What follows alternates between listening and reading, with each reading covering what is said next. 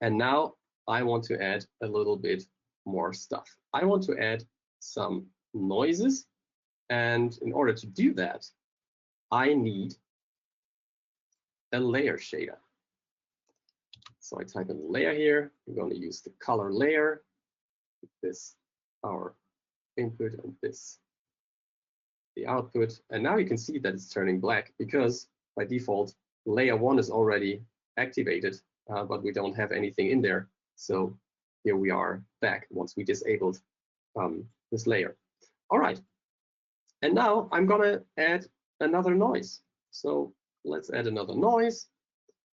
And let's add it to layer 1 color. I'm going to activate it again. And now we can set it up. Okay, what do we want? First of all, whenever you create a procedural material, just click one type and then use the up and down arrows to navigate through those noises. And once you find one that is good, like this one, then you just choose it.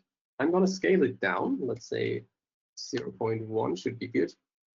And that's looking fantastic. I'm gonna add some stretching. And I'm also going to adjust the clipping a little bit. So I want this to be a little bit darker. And maybe the overall scale also a little bit lower, something like that. And here we go. That's our first noise. And now in the layer shader, we just need to find a blend mode that looks good and that allows us to combine the two that we created, like the rings and this noise here. So in this case, because we've got bright spot, we need something that that makes it a little bit brighter in these areas, like lighten. Lighten seems to be good. And I'm also, yeah, I'm happy with that. Cool. All right, then let's just add a copy of this. Just hold down Control and drag, and this way you can add another node. And let's add this to color 2. And I'm gonna activate it here. And in the noise, I'm going to switch the colors. And there is a cool, fast way to do that. You just need to hold down Shift, and then you can drag one color onto the other and release the mouse, and this will switch the two.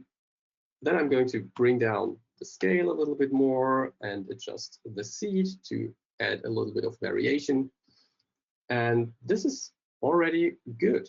I can set the blend mode now. Let's set this to something like multiply to make it a little bit darker.